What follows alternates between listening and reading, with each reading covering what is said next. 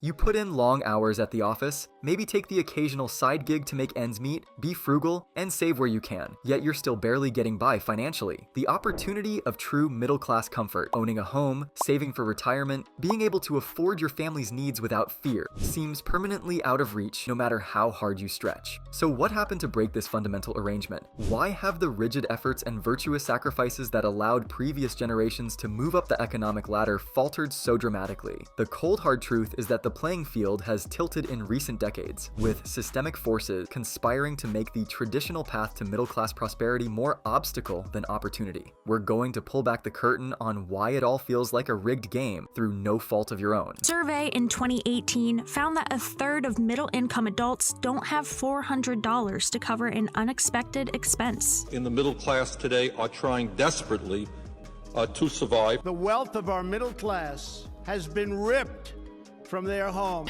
America's middle class is getting hollowed out. But in fact, the reality is that many middle class families will experience one or a few years in poverty. In fact, most American families will have years where they'll be poor or near poor. One of the biggest factors making it harder to get ahead is the simple math of expenses outpacing income growth. The punishing trifecta of housing, healthcare, and education costs have all risen exponentially faster than wages over recent decades. In 1960, the median home value was just $11,900, equivalent to around $115,000 today. But the actual median home price in 2023 was over $350,000, more than triple when adjusted for inflation. 4 years of public university tuition, fees, and room board could be paid with just a summer job in 1960.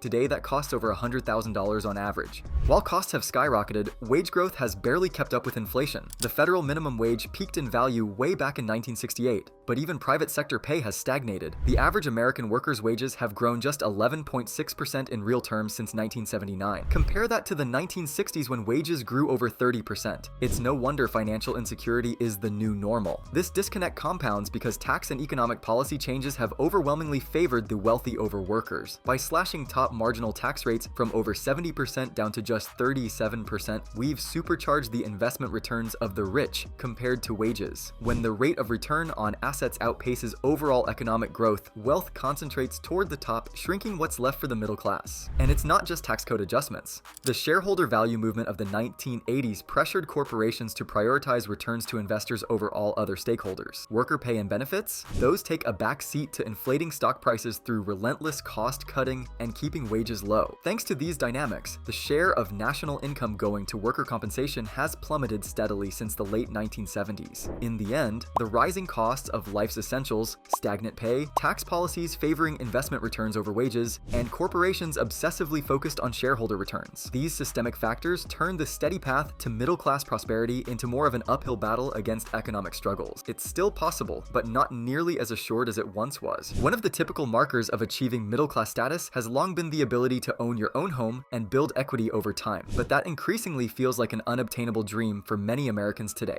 The disconnect between housing costs and income growth makes home ownership a distant aspiration, especially for younger generations. In the 1960s, the median home price was just around 2.5 times the median household income. Today, it's over 7 times the median income. How can you realistically save up for a down payment and mortgage while being crushed by soaring rent, student debt, and flatlined paychecks? Real estate has historically been the primary way for middle-class families to build intergenerational wealth, but without, they're locked out of the stable asset accumulation and equity gains that the upper classes have relied on. Stuck renting in expensive markets, their income is drained by ever-escalating housing costs with nothing tangible to show for it. The breakdown of worker bargaining power through the decline of labor unions has also suppressed wage growth. At their peak in the 1950s, over a third of US workers belonged to a union. That number has now faded to just 10.1% in the private sector. As a result, there's less leverage for workers to negotiate and secure their fair share of profits and productivity gains. Less power at the bargaining table leads to a diminishing economic pie for the middle class. Meanwhile, housing insecurity and unaffordable rent burdens now impact over 40% of American households. According to Harvard's Joint Center for Housing Studies, the strain of being housing poor forces painful trade-offs, making it even harder to build savings, invest in education,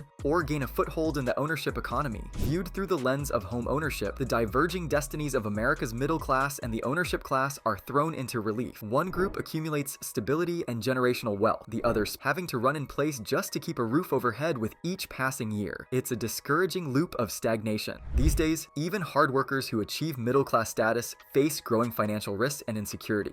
One major change is the shift from defined benefit pensions to self-directed 401k plans. Pensions provided reliable retirement income with little risk for the worker. Now, individuals must fund their own retirement through 401k contributions and hope the market does well. This increases anxiety as workers must make complex investment decisions and worry if they've saved enough over their career. One bad year can decimate long-planned retirement accounts. Healthcare costs have also increasingly shifted onto workers' shoulders as employers look to cut expenses. Insurance premiums, deductibles, and out-of-pocket medical costs have exploded, far outpacing wage growth. The average worker now pays over $6,000 per year for insurance and care costs. With soaring drug prices and deductibles, the threat of medical bankruptcy looms larger than before. Employment insurance, disability, and welfare programs face budget cuts and stricter requirements that prioritize pushing people off assistance. The result is a thinner firewall against poverty when misfortune or disability strikes. Essentially, more economic risk has transferred from corporations onto middle-class workers, with higher healthcare costs, funding their own retirement, and weaker public aid, all while wages stagnate. It's no wonder many feel trapped with no net below. Maintaining a middle-class life requires not just hard work, but also an awful lot of good luck. No age group has faced more roadblocks to achieving a middle-class life than millennials. This generation grew up during a perfect storm of obstacles, severely limiting their prospects. To start, millennials were burdened with huge student loan debt from rising tuition costs. The average 2023 graduate owed over $31,000, debt that forces delays in buying a home, difficulty saving, and makes it harder to build wealth like their parents. Their entry into the job market also coincided with the Great Recession. This period of economic upheaval caused lasting damage to millennials' earnings and opportunities. Research shows that higher youth unemployment leads to lower annual earnings early in careers. With very high joblessness during the recession, many millennials suffered permanent income scarring. Even after the recession, the rise of the gig economy left millennials more economically insecure.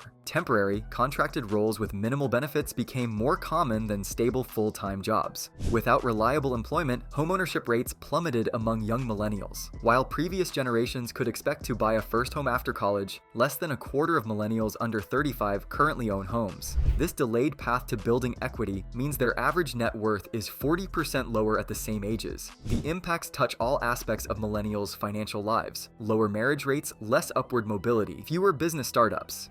Millennials represent the unraveling of the middle-class promise that hard work pays off. Despite being very educated, they've faced roadblock after roadblock pursuing the American dream. Instead of steadily progressing to a comfortable life, their transition to financial stability has been indefinitely postponed. For a long time now, it has become much harder to achieve the American dream of a middle-class life. Even when people work hard, make sacrifices, and persevere, systemic forces make the conventional path an uphill climb. Wages have barely gone up while costs for housing, education, and healthcare skyrocketed. Tax rules and corporate practices overwhelming favor investment profits over worker pay increases. The safety nets meant to protect against life's risks have weakened, shifting more insecurity onto individuals. While hard work and responsibility are still important, they are no longer enough for economic mobility. The game has become unfair due to systemic disadvantages facing today's middle-class drivers. Restoring the promise that hard work leads to a good life requires changing the policies, priorities, and incentives that contributed to dismantling it.